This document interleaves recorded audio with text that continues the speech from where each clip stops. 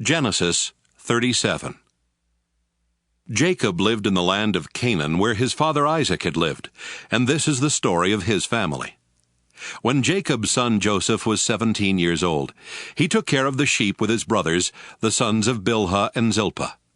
But he was always telling his father all sorts of bad things about his brothers. Jacob loved Joseph more than he did any of his other sons, because Joseph was born after Jacob was very old. Jacob had given Joseph a fancy coat to show that he was his favorite son, and so Joseph's brothers hated him and would not be friendly to him. One day, Joseph told his brothers what he had dreamed, and they hated him even more. Joseph said, "Let me tell you about my dream.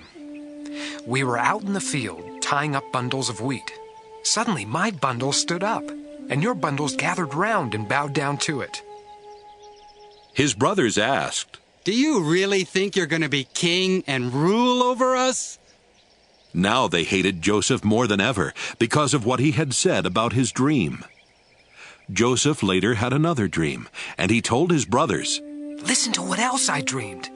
The sun, the moon, and 11 stars bowed down to me." When he told his father about this dream, his father became angry and said, "What's that supposed to mean? Are your mother and I and your brothers all going to come and bow down in front of you?" Joseph's brothers were jealous of him, but his father kept wondering about the dream. One day when Joseph's brothers had taken the sheep to a pasture near Shechem, his father Jacob said to him, "I want you to go to your brothers. They are with the sheep near Shechem." "Yes, sir," Joseph answered. His father said, "Go and find out how your brothers and the sheep are doing. Then come back and let me know." So he sent him from Hebron Valley. Joseph was near Shechem and wandering through the fields when a man asked, "What are you looking for?" Joseph answered, "I'm looking for my brothers who are watching the sheep.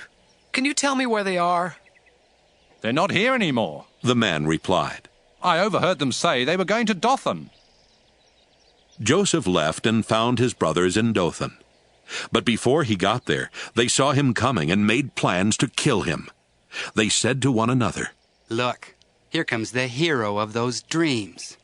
Let's kill him and throw him into a pit and say that some wild animal ate him. Then we'll see what happens to those dreams." Reuben heard this and tried to protect Joseph from them. "Let's not kill him," He said, "Don't murder him or even harm him. Just throw him into a dry well out here in the desert." Reuben planned to rescue Joseph later and take him back to his father. When Joseph came to his brothers, they pulled off his fancy coat and threw him into a dry well. As Joseph's brothers sat down to eat, they looked up and saw a caravan of Ishmaelites coming from Gilead. Their camels were loaded with all kinds of spices that they were taking to Egypt. So Judah said, "What will we gain if we kill our brother and hide his body? Let's sell him to the Ishmaelites and not harm him.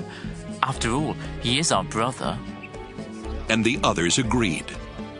When the Midianite merchants came by, Joseph's brothers took him out of the well, and for 20 pieces of silver they sold him to the Ishmaelites, who took him to Egypt.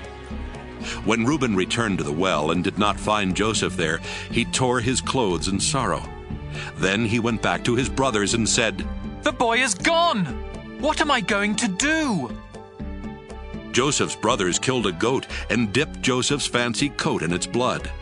After this, they took the coat to their father and said, "We found this. Look at it carefully and see if it belongs to your son." Jacob knew it was Joseph's coat and said, "It's my son's coat. Joseph has been torn to pieces and eaten by some wild animal." Jacob mourned for Joseph a long time, and to show his sorrow, he tore his clothes and wore sackcloth. All of Jacob's children came to comfort him, but he refused to be comforted. "No," he said, "I will go to my grave mourning for my son." So Jacob kept on grieving. Meanwhile, the Midianites had sold Joseph in Egypt to a man named Potiphar, who was the king's official in charge of the palace guard.